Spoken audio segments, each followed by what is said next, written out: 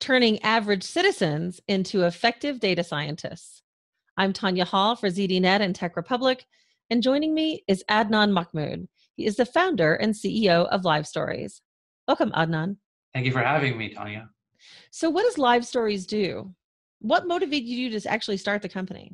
Sure. So I'm originally from a little country called Bangladesh. That's where I grew up. My father worked for the government of Bangladesh, and government of Bangladesh is known as one of the most corrupt governments in the world, pretty much every year. And while he himself wasn't corrupt, through my father, I had a front row seat to how information can be manipulated to benefit the few.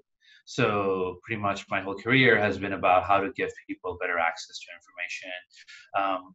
I came to the US to go to college, finished up undergrad, grad school in computer science, went to Microsoft, managed the two biggest data pipelines for the company. And then I decided to try my hands in entrepreneurship and brought my skill set around access to data, but focusing it on the public sector. So that's the story behind how I got to start Live Stories. And what we do is we help governments, local governments around the world to make sense of their data. So governments have tons and tons of data that they've collected for decades that are really hard to use and that are stuck behind old archaic systems. We help to free that data, bring it together, make sense of it, and then share it and tell stories with it to inspire action. So why is it important for governments to own their own data? So the modern technology revolution, I would say a big component of it is the data revolution, right? Every industry is looking at it, all of its data assets, and trying to figure out how to make use of it, right? AI, machine learning, it's are hot topics now. So governments tend to have the biggest amounts of data in a community. They have information, everything from health information, like graduation rates, income, rent, traffic times, commute times to work. All of this information that describes the quality of life in a community is collected by the government. And it's usually siloed up between different departments, and they don't usually talk to each other.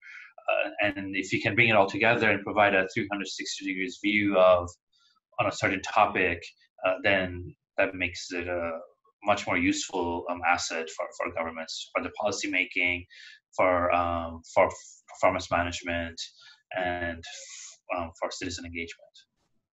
So explain the concept behind citizen data scientist. So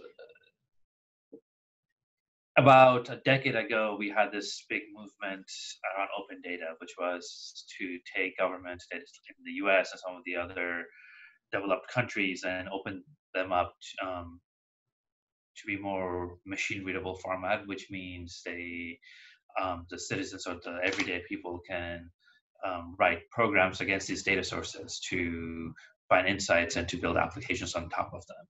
Right. It turns out that most people are not developers, but then a small portion of them are, and they're very savvy with data, and they know how to write codes. And so what we saw was this rise of what we call citizen data scientists, which are everyday people who, on the side or maybe even as a hobby, looks at different data and brings it about the community and brings it together and builds apps and reports on top of them to share with their audience. So it's basically data scientists, but who are also citizens of the community and don't want to make improvements in the community. So what kind of background and qualifications should a citizen data scientist have? So I don't know if it's an actual job title, right? Like data scientists are job titles. There are lots of companies looking, private sector, public sector, looking for data scientists. So that is a definite job title and job description, and you can search for it online. And I don't think citizen data scientist is an official job description. It's just something that we are seeing a rise of. And so I don't think there's an official job description for it. I think it's the same characteristics as as a data scientist, where you're interested in data, you like data analytics, you're skilled in some data analytics software like R or statistics package like SPSS. So that's, I would say, the basics, but I don't think you need a formal training to be a citizen data scientist, whereas there are programs now in universities around data science and offering degrees as well. So I would say that's probably a more formal job description as a real data scientist. So tell us about Open Data 3.0. I mean, what role does it play in enabling citizen data scientists?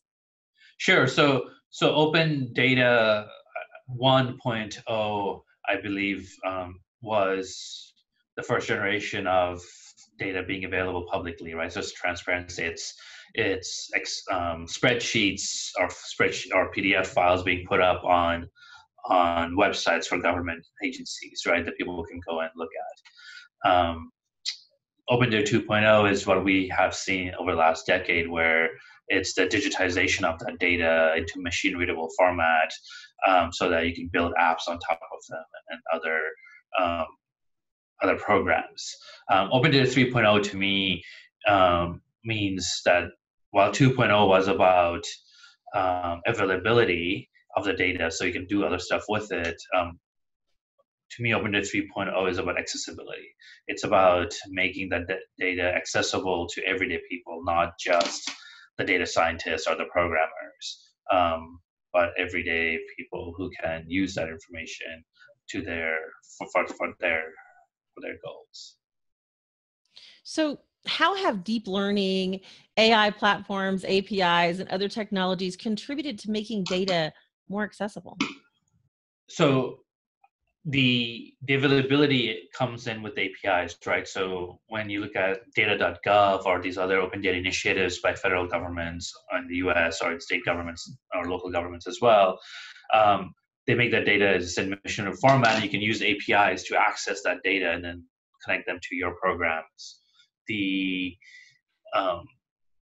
accessibility part, I believe, is more around packaging the data into a consumable format, right? So most people, like I said, are not engineers or developers, they're citizens, and citizens need the information fed to them in a way that's consumable to them. So are you able to take data, repackage it, combine it from different sources into interactive visualization, and then or engaging story that talks about the data, but also talks about the impact of that data and people part of that data, and then feed that to your audience. That's to me more of the Open Data 3.0, which is about taking the data, repackaging it, combining it, and then giving it to the stakeholders, the users. How reliable can these answers and solutions be if not developed by trained data scientists? Yeah, so I think you'd have to have formal training, but doesn't mean you have to go to college for a data scientist degree. You have online programs through Coursera and Udacity and other services like that, where you can learn topics like AI, machine learning, and statistics, right? And self-train, so to speak. So you don't need a formal education. I do think it is important for governments to work with partners who are capable and well-trained and experienced. Again, government information are sensitive, and they're very critical pieces of understanding how the community works, and you want to make sure they're in capable hands, right? But given that it's easy to get trained, I do expect there to be more and more capable hands available, and hopefully governments can work with people in the community to figure out how they can connect their data together and break down the silos, and make their data more accessible and usable for the community. You published a customer case study involving fighting the flu in Springfield, Missouri. Yeah. Tell us about that. So traditionally, Springfield Greene County Health Department published PDF report, an annual PDF report on the flu season. And during the flu season, they used to get a lot of phone calls and data requests from media and citizens around the flu. This past flu season, what they decided was to work with Live Stories to produce a live story around the flu report, or around the flu epidemic that was going on. And they put that information out on their website, and what they saw was a drastic reduction in the number of phone calls they were getting. They had journalists who were publishing full articles about the flu season without consulting with the department a single time, because they were able to use the data that the department had published and kind of self-serve their questions from that experience. And so what that has allowed is significant cost reductions for the flu season that would have otherwise been allocated to fighting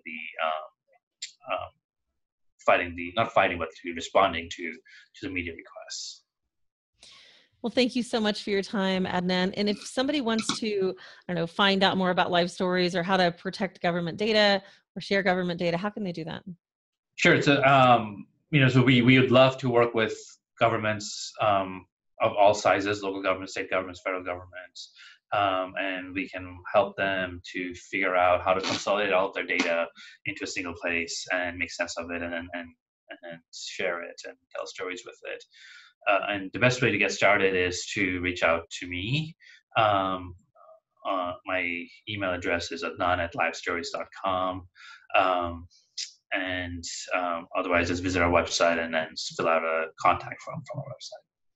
All right, thanks again. And if you guys want to find more of my interviews, you can do that right here on ZDNet or Tech Republic, or maybe connect with me by going to my website, tonyahall.net. I've got links to all my social sites. And thanks for watching.